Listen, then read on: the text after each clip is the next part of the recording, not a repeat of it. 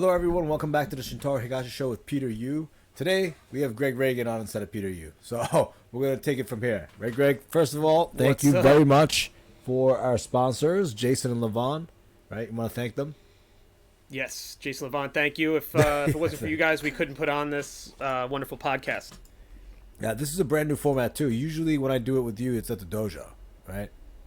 That's right. And we got the crash mat set up, the pads as shared. But we're doing this format. What are we doing today?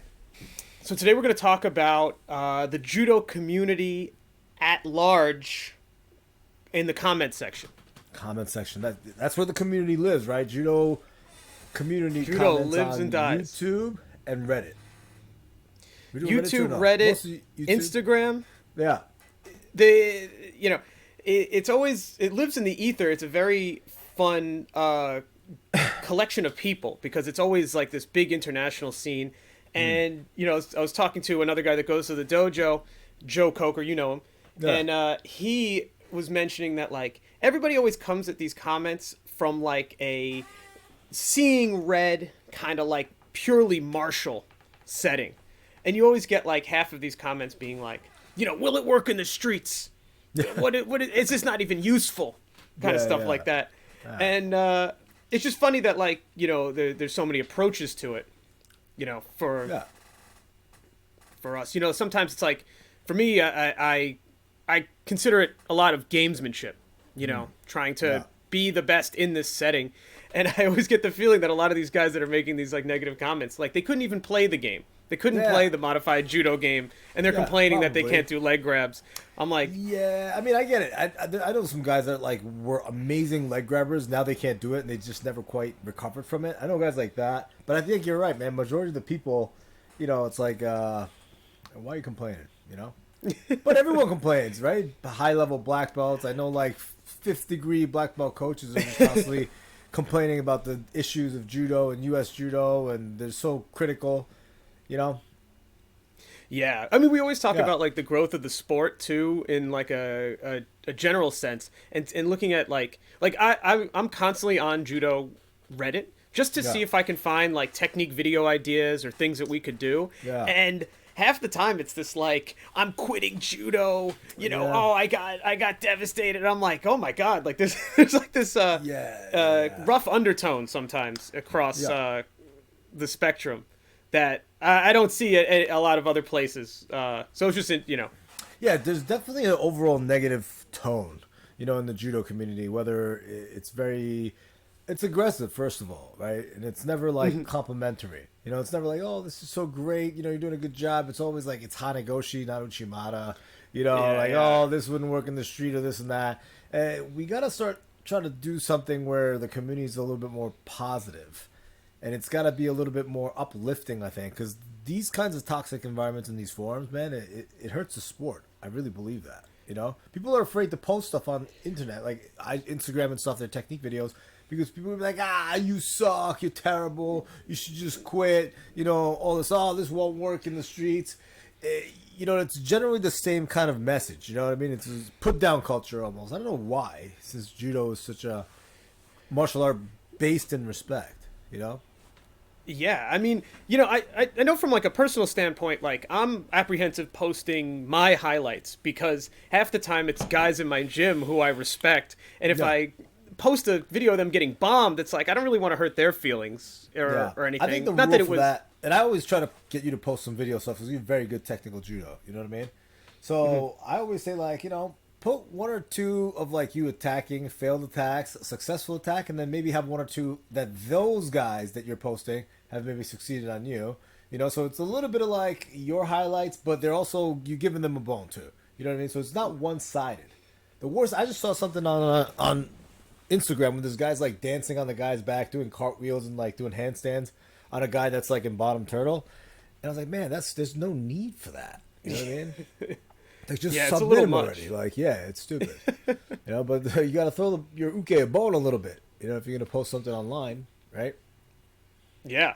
I mean, like it just as like general community vibes. But everybody want like the things that kind of reach that upper echelon of like virality and hyper things are the biggest slams. I mean, we even pointed out even in like the jiu-jitsu community too, a lot of their highlight reels are takedown highlight reels. Yeah. And they, you know, so it's like, it's not that it's not viewer friendly, you know, it's just like, it's getting that dynamic, you know, sometimes they don't have the opportunity to post that, or sometimes it gets clipped and clipped and clipped, and then eventually it's just the slam. And, you know, you don't like, that's just for me starting out with like posting anything that could be disparaging to anybody else. But then it's always like, you know, it's I don't know. It's just funny, you know, like I'm reading all the comments. I'm always on. Yeah, that's on what we're gonna do today, right? We're gonna read like some judo comments. Oh yeah. Well, we always got guys that you know, the biggest judo thing is like nitpicking technique names. Yeah, and it happens all over the place. It really does. My favorite. So there was we made this post where we had no dialogue, right? And we got a comment from this other guy on Instagram, Dubious Dom. Oh yeah. Pretty famous dude. Yeah, and like he's been recently. He's a good dude, and he makes good content. Yeah. He recently went on a little bit of a judo kick. He was starting to show judo moves on his Instagram. He's been doing judo, though. He's been doing judo. I think he trains out there with Justin Flores and those guys, and he's at Atos in California. There's a lot of judo in California, and I think he cross-trains a lot, you know? And you can tell by his technique. He looks good. It's sharp. Yeah, it doesn't look bad. And what was my favorite part is he says like, okay, we're gonna do kataguruma, and he shows a kataguruma from a competition, and then he does a move that's like slightly different, and all of the comments are blowing him up. It's like, oh no, that's Sumio Toshi. That's, you know, whatever. Yeah. It's, like, and it's almost a Yoko Guruma. It's like, Yoko Guruma, dude. yeah. And I'm where's like, your all right, video? Where's your content? You know what I mean? Like, yeah, stop. Dubious Dom, welcome to the judo world. Welcome to our online community. I'm glad you found us. I guess this happened in boxing too, right? You see these guys like shadow boxing, and guys are like, oh man, it's terrible. He has no head movement. There's no snap in his jab.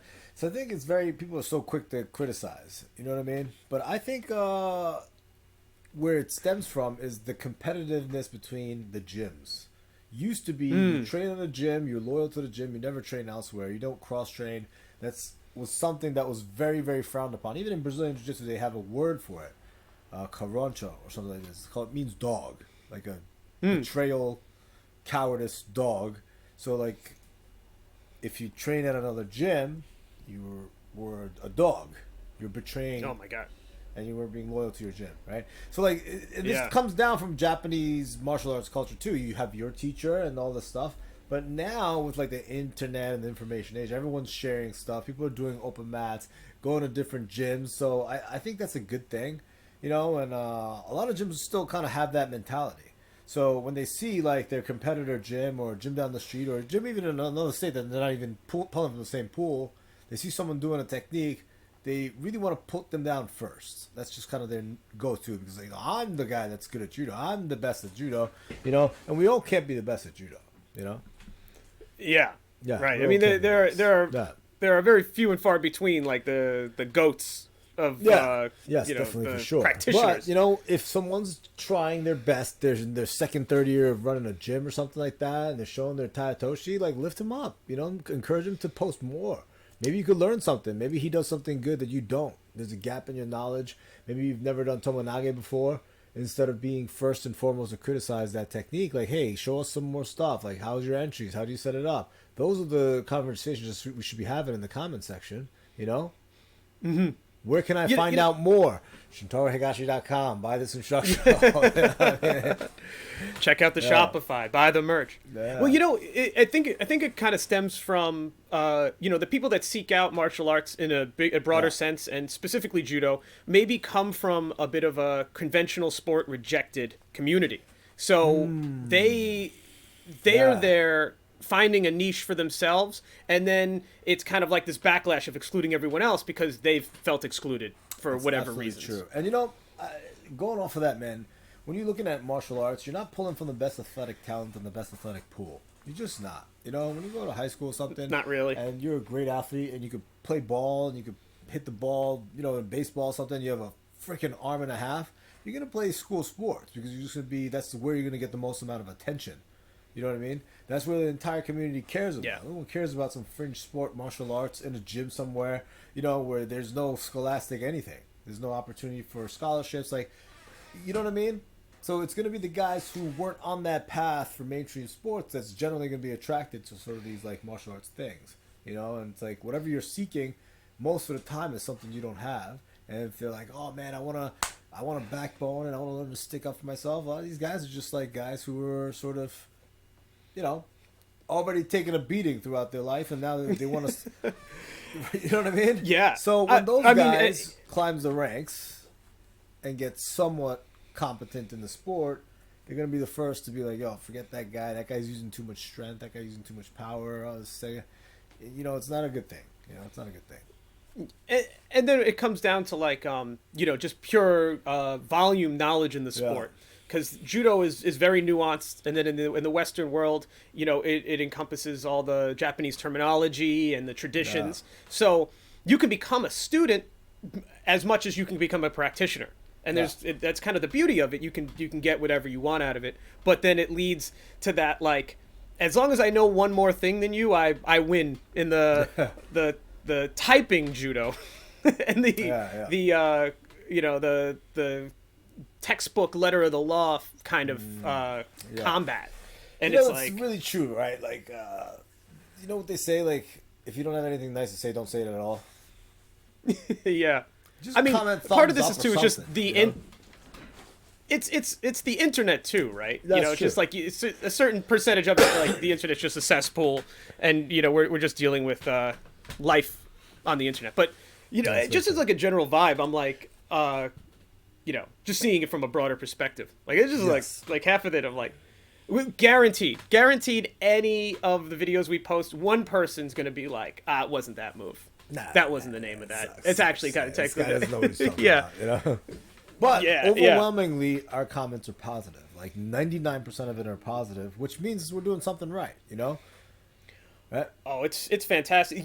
Nothing makes me happier than when like these guys from Asia or even like Europe, they come in and they're like, we've been watching your stuff. I've been watching your stuff personally for 5 years. And then you watch the guy's judo, and it's like, yes, it's like if you distilled all of the videos and made a person, this is the person. You get this judo result.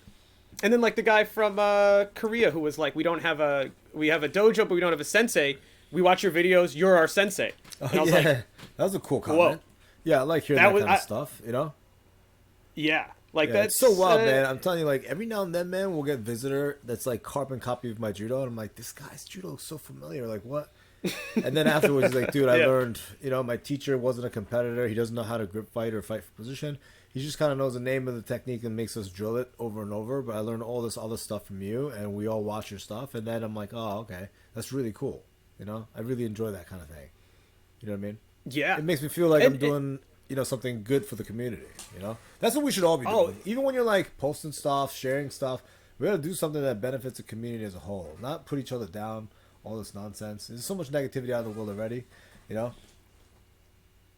Yeah, I think like you know, changing the just the dialogue around it. You know, it's like is the like I've never maybe attempted, or I've forfeited the idea of like trying to change the community at large. You know, but I can only change what we do. So we like for instance, all the judo like anything on YouTube. Like that you go comment or the thumbnail and the title, any combination of that, negativity gets a click. So it's like the move you can't do, the don't get absolutely slammed. So like, but our content isn't negative, you know, it's not a negative leaning thing. So it's like it's trying to maybe make that more positive, just to kind of come into it more as like a environment to learn versus like antagonistic approach. Yeah.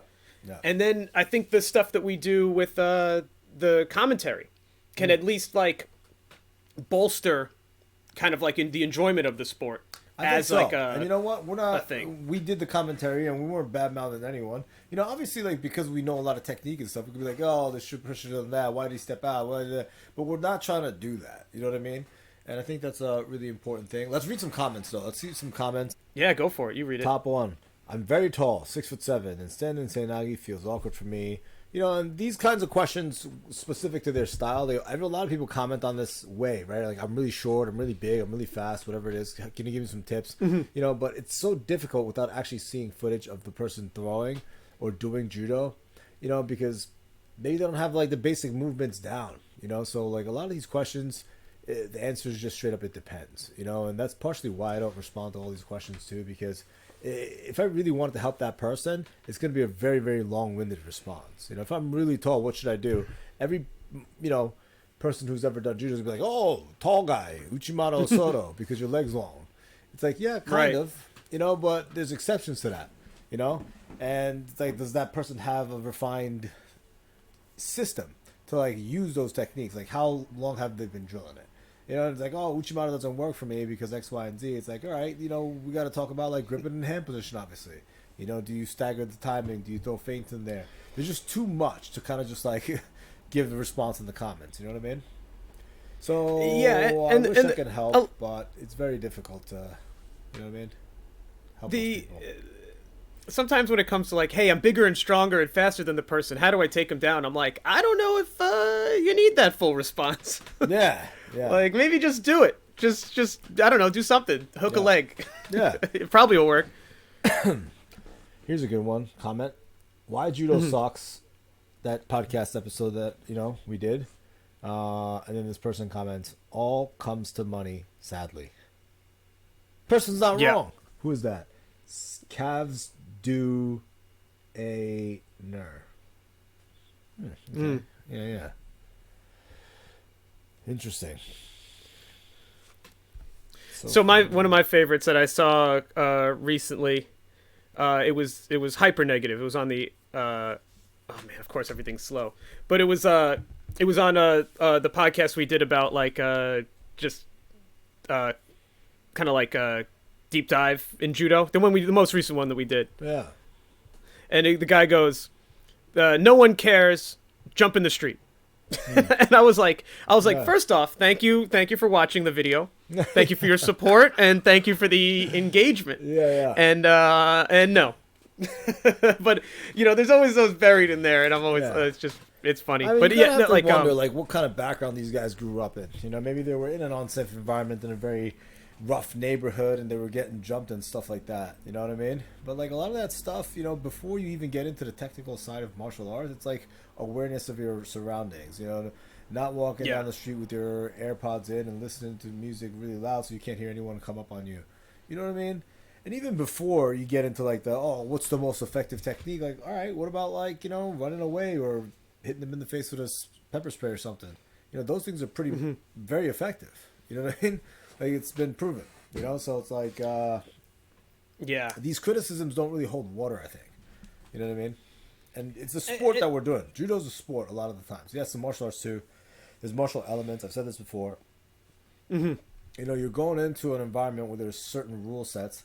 And, we can't train, you know, with rocks and knives and stuff because people get injured. You know, oh, what about striking? Yeah, you know, but you're developing yourself as an athlete, which makes you the best chance of survival first and foremost, right? Because you're healthier, you're stronger, you're faster, you're much more coordinated, gripping, right? You know, so it's like you see hands come in, you see hands slower, your reaction time is better, your base is better. There's a lot of, like, auxiliary benefits that can help you in the self-defense situation. It doesn't just come down to the technique, you know? And I love seeing these criticisms coming from dudes that are just extremely out of shape and just, like, sitting around reading about this stuff. Look at me being negative now. I know. Bashing the guys it's hard. It's hard not to. Like, you get, because, you know, you put out a lot of content and it's like, you know, it feels, you know, personal because it's your thing and it's your work. I know, it's so hard to make the videos and it's so easy to comment on it. But I mean, just scrolling through these, it's overwhelmingly positive. People are loving, you know, all the technical stuff because, you know, I think, like, I haven't, like, I haven't trained at any other dojo. I'm not a dog, but you've been to Kano. From what I've heard, says open mat in Brooklyn. You know, and you've been around a little bit. But I haven't been to a dojo that either isn't associated with you directly because Gary, hey, you own the dojo, Yeah. and Gary's a contemporary, and then Yeah. Issa trained under you. So everything, the New York City judo landscape is shaped pretty much by Shintaro Higashi. But you should go check out some of the other ones. 5 Points, Oishi. You should go just check them out and see what it's like. oh, true. And could. what is it? Cranford, I'm not right? against that. We're trying to go out Cranford's there. out in Jersey. Yeah, you go see Yonetsuka brothers there. You know, I'm all for people who have a good skill set to be able to go out and train in other gyms. You know what I mean?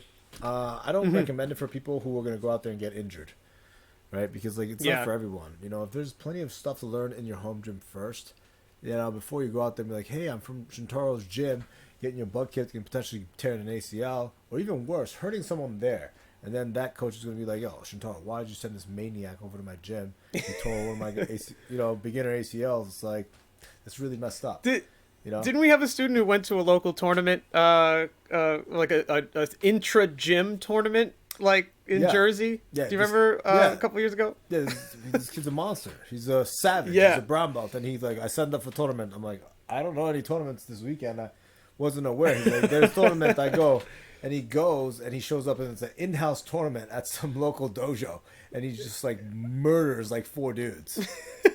And he sends me the video. Yeah, he's like posting his country's flag up in the thing, and then with 2 gold medals, like I did it. Yeah. I got it. I'm like, all right. I think the coach It's good for you, texted man. me like, dude, why'd you send this guy to my in-house tournament? I was like, I did it. I'm sorry. I didn't even know he was going. Yeah. What a guy. As far as like the other gyms, from what I've heard from the broader community, is that it's 10 minutes of instruction on a move, and then just straight randori for a lot of these classes. And I've never experienced it myself. Yes and no. I mean, No. There's many ways to run a class, you know, and I've seen it so many different ways because I've been to so many different dojos before. And, you know, some classes do a really, really long warm-up, you know, and as they do sort of in middle school and high school Japan, they have very, very, like, fundamental skill-based things that they do. That's why their practices are 4 hours long, 5 hours long, you know? Right. So, you know, they kind of take off of that, and it's like, oh, yeah, this is what we should be doing. But it's like, no, your time is so limited in the room that you shouldn't be doing that, you know?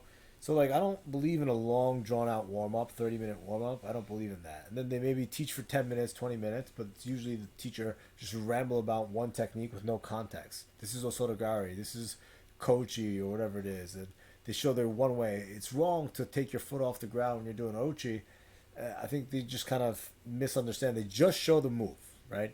And then everyone has to drill it, do throws, etc., and they're missing a lot of the nuanced stuff, you know, and that's sort of where my YouTube comes in, right? Yeah, I mean, like, I don't, from the overwhelming positive feedback, it just feels like there's this big gap in the knowledge base that you're providing. And, I think because the Japanese never really taught. A lot of it is like, all right, go do it. You have tons of time to do judo, right?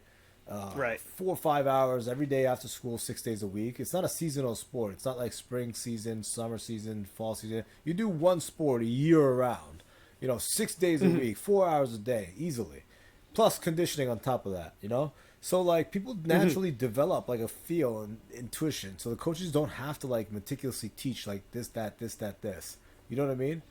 So those people who rose to the top through that system came to the United States and ran it kind of like that, like my dad would. All right, guys, 10-minute warm-up, uchikome, randori, go. You know? And I think Yonetsuka's club runs it like that, too. It's not very, like, let's do technique. It's traditional in that sense, you know? So, yeah, it just kind of, like, evolved in that way, right? Yeah. And like I don't think it's great because now it's got to be specifically taught. If you're teaching a class and people are signing up for a 1 hour class, you got to teach and then make it, you know, quick, concise, informative, and then they have to also get a workout in, you know? Not a workout that they could do at home. We don't need to be doing sprints, jumping jacks, and push-ups in the dojo because you should be doing that shit at home. You should be going to the gym. You know, you could do push-ups at home. You know what I mean? Why waste valuable gym time, maybe even like 5 minutes, 10 minutes out of an hour, you know, on doing push-ups? Do push-ups at home, right? So, like, that entire class, I think, should be super efficient, you know? Let's get started, guys. You know, 10 minutes of technique. warm-up drills that are judo specific to that technique, and then maybe some modified randori or newaza at the end if you kind of taught newaza that day. You know what I mean? It should be that way, I think. You know? No, when I first started at KBI, it leaned more traditional in the like Zempos and then the break falls and a lot of the core fundamentals in the first 10-15 minutes. And then as I think your mentality went more toward this, it's shifted and it's only gotten better because it's like it's just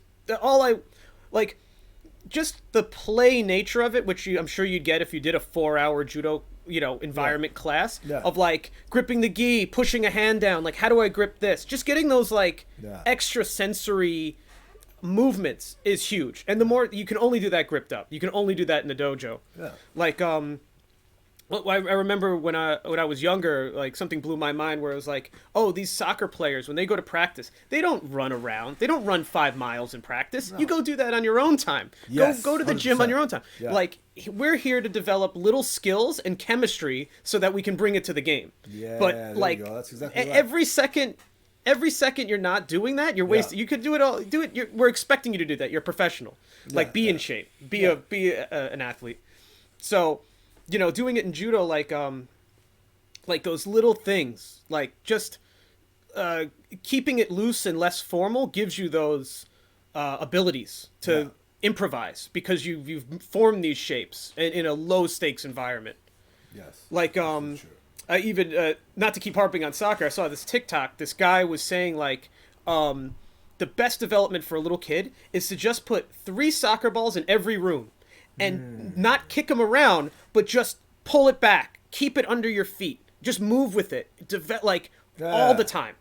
And then when you get to the field, it's like, I know where this ball is. I know where my foot's going to be. That's very good, because, people focus so much on shooting the ball into the net, and it's like, it's true. Because that's what I did. That's like one part of the game. Dude, right. I shot the ball at the net so many times in soccer, but I had horrible ball handling skills.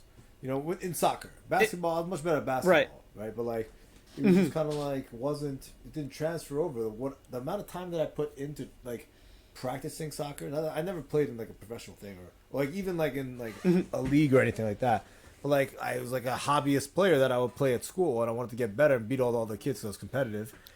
The time that I spent like training soccer on my own outside, like between 3 and 5 p.m. after school, to like how it translated over to like lunchtime soccer.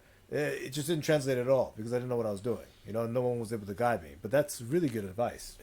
Should have done that. Yeah, the more you do it, the better you're gonna get at it. That's pretty much. That's true. It's absolutely true. And very judo specific stuff. No need to be like doing sprints or anything like that in the room. I mean, it's okay to do a little bit of it. At the very end or something like that, to top off trading. Because there's guys in the room that are there to work out, right? And then so like doing an extra 1 minute of push-ups at the very end. See how many push-ups you can do in a row. It's great. That's 1 minute of your time. Right. That's fine. You know what I mean? But do we need to like dedicate a whole 10 minutes to conditioning? I don't think so. I think you should be doing some of that stuff on your own time. You're there for skill acquisition, to learn and do skill stuff. And then, after people bow out, then you can do the push-ups and sit-ups after that, when everyone else left, So that's my thoughts on that. But are we going to go back to the comments? Sure. Go back to, I thought you had it all like listed out, all the comments. I didn't even get a chance to set up this podcast setup. I had to bring it into my bedroom. That's true. So, but love the recent principle-based instructionals showing just a few key examples without getting lost in the weeds. Great, Curtis. Topside. Thank you. Right. One dislike from Peter's hematologist as he's pissing blood after that. This is from a video way back. I saw that too. That's Yeah, pretty funny. It was 2 days ago. That's the best part about your content too. It's evergreen, so you can go back and watch it all the time, and it's great. It's still applicable. I gotta start responding to these comments. Oh, I love this one. Me doing throws with Lara, who's my baby mama, and then this guy goes, "Is that Mia Khalifa?" It's like, no, motherfucker. Oh, dude, blur out the F word. Okay. Yeah. Oh man, I'm curious about your opinion on.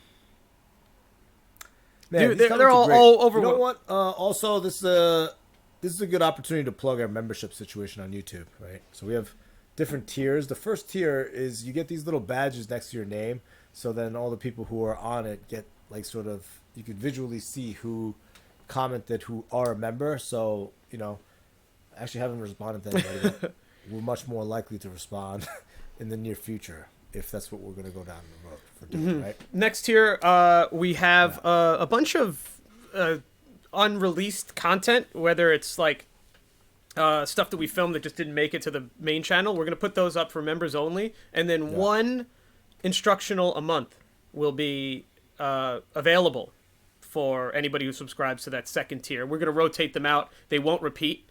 So if you can support the channel and get something on a monthly basis for a little bit less than the cost of one of the full instructionals. So it's basically like a little bit of a deal. And then same thing on the higher tier. We're going to have the red belt status. It gives you full access to all of the instructionals that we have, all of the unreleased content, and we're going to think of more perks. We'll put them up there too. That's $50. Yeah, sounds good. Sounds good. Yes. All right, let's wrap this up. Maybe do another episode. Sure. What do you think, Reagan? Let's do it. Awesome. Yeah. You got it. Thank you guys for listening as always. Support us on Patreon, etc., etc. Buy our videos. Thank you very All right. much.